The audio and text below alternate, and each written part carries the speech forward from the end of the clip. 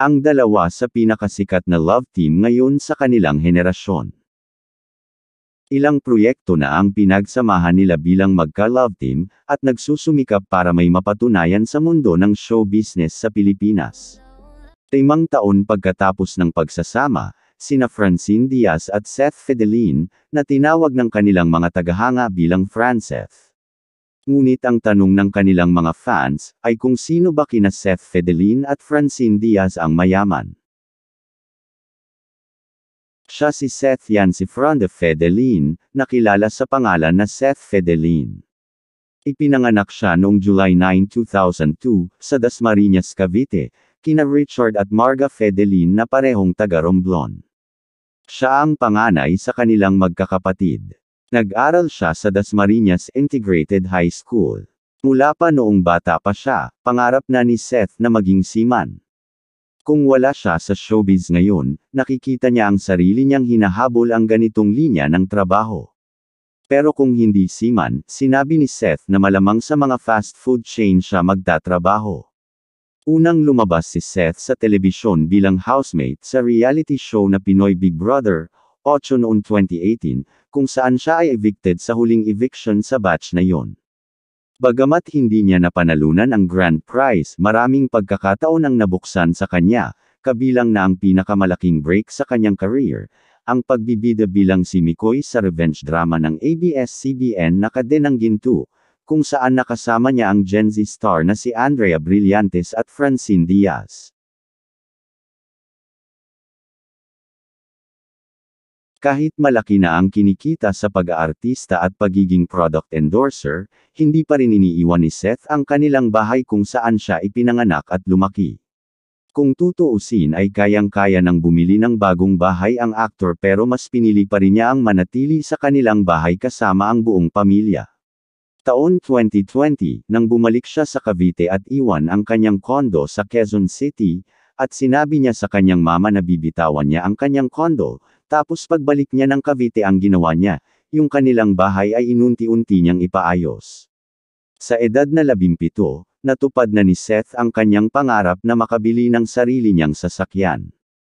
Kinumpirma ng kanyang publicist ang balita sa pamamagitan ng pagbabahagi ng larawan ng bagong biling sasakyan ng young actor sa Instagram noong 2019. Si Seth ay mahilig din sa motorsiklo. Maaaring hindi alam ng marami, ngunit si Seth ay isang malaking tagahanga ng mga motorsiklo. Umaasa siyang makakuha ng adventure bike o scrambler motorcycle para sa kanyang sarili sa hinaharap at mayroon na itong Kawasaki Vulcan 650, at gusto rin niyang kumuha ng scooter.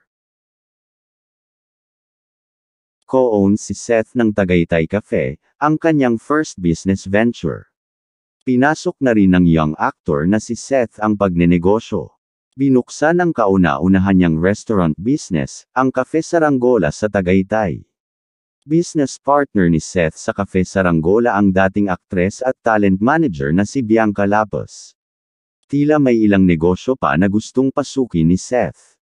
Gusto rin niyang negosyo ang restaurant, tsaka gusto rin niya matry yung clothing line. Gaya ng ibang mga artista, walang nakakaalam sa saktong net worth ni Seth, ngunit ayon sa ibang website, ang net worth nito ay $3 million, o 168 million pesos. Kasama na dito ang lahat ng kanyang mga endorsements, business, Instagram at sa iba pa niyang pinagkukunan ng income. Si Seth ay patungo sa pagiging susunod na henerasyong charmer, hindi lamang dahil sa kanyang kaakit-akit na mga visual kundi dahil din sa kanyang upbeat na personalidad at promising talent. Hindi nakakagulat na makita siyang tumaas sa mga ranggo upang maging isang hinahangad na bituin balang araw. Bukod sa pagiging artista, model din si Seth at sinubukan din niya ang pagkanta at pagsayaw. Siya si Francine Carol Sainz Diaz, kilala sa pangalan na Francine Diaz. Ipinanganak noong January 27, 2004. Siya ang ikatlo sa 6 na anak nina J.M. Diaz at Murdick Sainz. Nagtapos siya ng senior high school sa Southville International School na kaanib sa foreign universities. Sinimulan niya ang kanyang karera sa edad na 10, gumaganap ng mga menor de edad at sumusuporta sa ilang mga programa sa telebisyon tulad ng mga batang bersyon ng mga pangunahing tauhan. Sumikat siya pagkatapos gumanap bilang Cassandra, Cassie, Mondragon sa seryeng Kadenang Ginto. Kabilang sa kanyang mga parangal ang isang Box Office Entertainment Awards at 2 Anak TV Awards. Pinangalanan din siya ng Preview Magazine na isa sa pinakamaimpluwensyang personalidad ng mga Pilipino noong 2022. Ibinahagi ng aktres ang bunga ng kanyang pinaghirapan ang newly furnished home. Sa YouTube channel ni Karen Davila, binigyan ng aktres ang mga manunood ng unang tingin sa bahay na tinitirhan nila ng kanyang pamilya sa loob ng mahigit 1 taon na ngayon. Sinabi ni Francine na ipinagmamalaki niya ang kanilang bagong ayos na bahay, at sinabing malayo na ang narating nila pagkatapos ng mga taon ng paninirahan sa mga paupahang lugar. Mayroon din sariling condo unit ang actress, at minsan na niya ito ipinakita sa kanyang mga followers sa YouTube. Sa kanyang blog, inihayag ng aktres na mayroon na siyang mini John Cooper Works, na tinawag niyang Dream Ride. Ikinwento niya kung paano siya sinurpresa ng kanyang pamilya ng sasakyan para sa kanyang kaarawan.